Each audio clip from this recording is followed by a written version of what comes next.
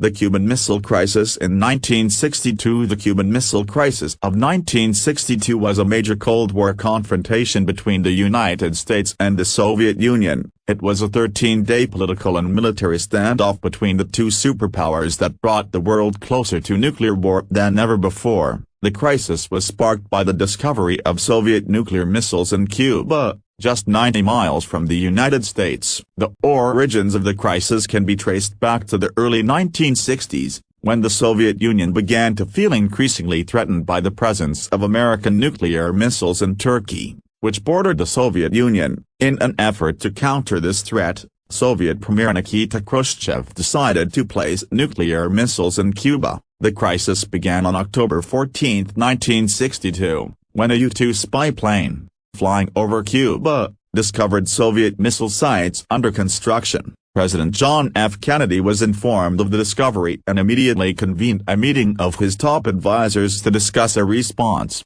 Kennedy decided to impose a naval blockade around Cuba, effectively cutting off Soviet shipments of missiles and military equipment to the island.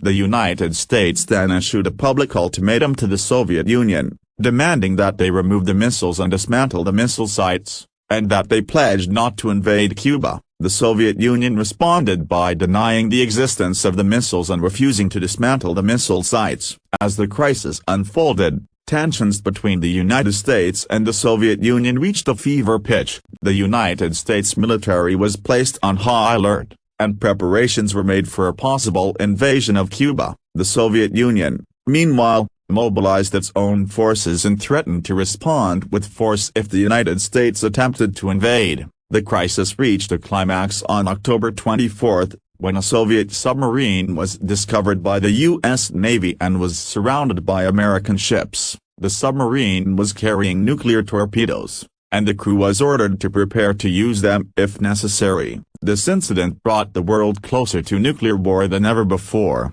and it was only through the quick thinking and diplomatic efforts of the American and Soviet commanders on the scene that the crisis was eventually resolved without a nuclear exchange. On October 28, 1962, the Soviet Union agreed to remove the missiles and dismantle the missile sites, and the United States agreed not to invade Cuba and to remove its own missiles from Turkey. The crisis was over, and the world breathed a sigh of relief. The Cuban Missile Crisis was a major turning point in the Cold War. It brought the world closer to nuclear war than ever before, and it demonstrated the dangers of nuclear weapons and the importance of diplomatic efforts to resolve conflicts. The crisis also had a lasting impact on American foreign policy, leading to a greater emphasis on diplomacy and negotiation in international affairs. The Cuban Missile Crisis also had a significant impact on the domestic politics of the United States and the Soviet Union. In the United States, the crisis strengthened the position of the hawks, who advocated for a more aggressive foreign policy, while in the Soviet Union, it weakened the position of Khrushchev, who was eventually removed from power.